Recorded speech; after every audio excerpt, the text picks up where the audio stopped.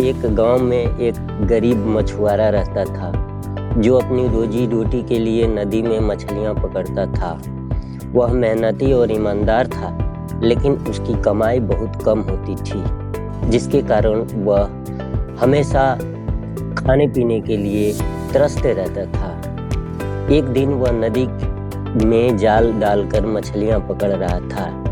जब उसने जाल बाहर खींचा तो उसमें एक छोटी सी सुनहरी मछली फंसी हुई थी।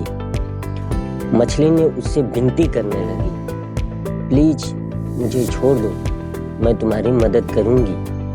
मछुआरा यह सुनकर हैरान हो गया और बोला, तुम इतनी छोटी मछली, मेरी मदद क्या करोगी? मछली ने कहा, अगर तुम मुझे छोड़ दोगे तो मैं तुम्हारी हर इच्छा पूरी करूंगी। मछुआरा पहले तो झिझका, लेकिन फिर उसने मछली को नदी में वापस छोड़ दिया। अगले दिन मछुआरा घर लौट रहा था।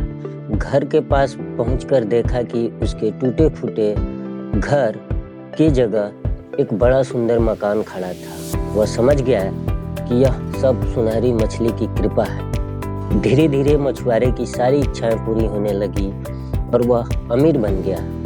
लेकिन समय के साथ मछुआरे का लालच बढ़ने लगा। उसने मछली से और अधिक संपत्ति की मांग की। एक दिन मछली ने कहा, तुम्हारा लालच कभी खत्म नहीं होगा, अब मैं तुम्हारी मदद नहीं कर सकती। यह कहकर मछली वहां से चली गई। मछुआरा अपने लालच के कारण फिर से गरीब हो गया, पर उसने महसूस किया कि संतोष असली धन है। इस घटना के बाद उसने लालच छोड़ दिया और मेहनत से अपना जिंदगी बिताने लगा।